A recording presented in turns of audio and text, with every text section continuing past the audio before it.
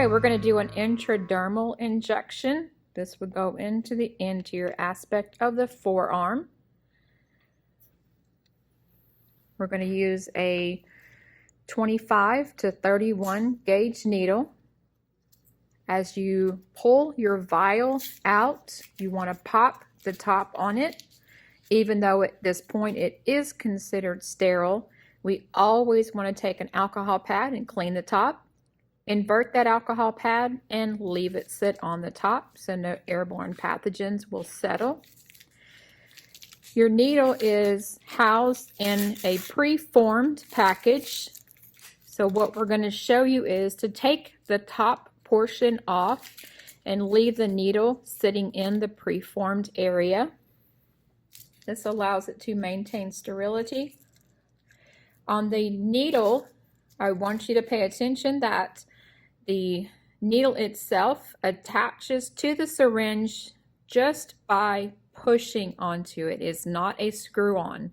So take your thumb and push down to make sure that needle is held on tightly throughout the entire procedure.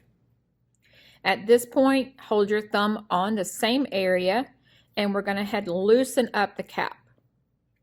Perfect. You can just settle that right back on there easily and put it in your preformed package.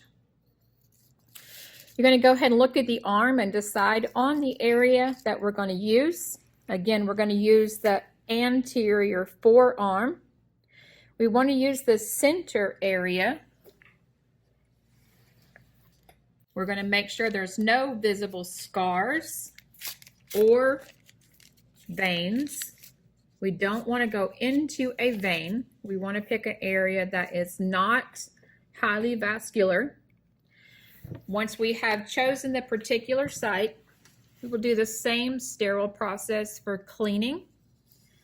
A tiny, tiny circle, moving out, getting bigger, and then pulling off to the side. I'm going to allow this to air dry. No fanning, no blowing. So while this is drying, we can begin drawing up our medication. We're first going to put air into the syringe to 0.2 milliliters. And then we're going to put the needle straight through the rubber stopper on the vial, push the air into the vial, and then withdraw the medication.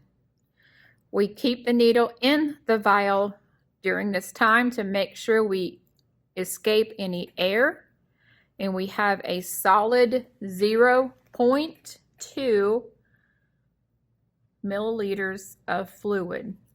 We do have air.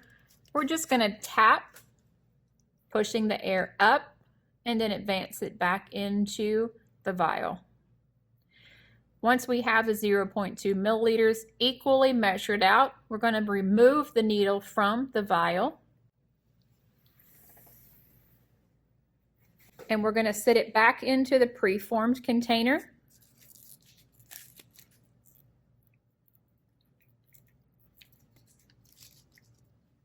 And then we're going to get ready to do our entire injection process. So we're going to clean the area one more time to make sure there are no pathogens that have adhered to that skin. This injection will be given at a 0 to 15 degree angle. Basically, that means it's flush with the skin. So we're going to pick our needle up, remove the cap. Bevel is always up on all injections. We're going to take our left hand and hold the skin taut. And we're going to inject and then slightly pick up the skin. And we're going to push on the plunger.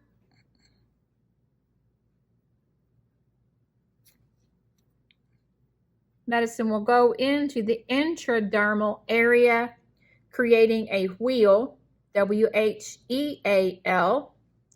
and that means that we have got the medication. Sharps for the needle, we do not wipe it. We do not put a gauze at this point because it can cause a false positive reaction. What we do look for is any bleeding in the area.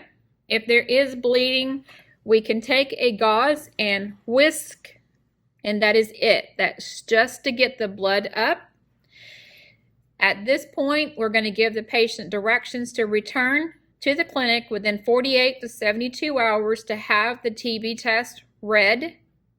If there is any reaction, the area around the injection site would become red or erythematous, swollen, tender, hot.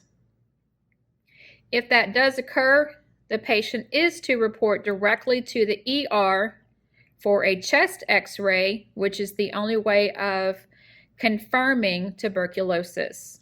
So that is your intradermal injection. Take your gloves off and clean up your site.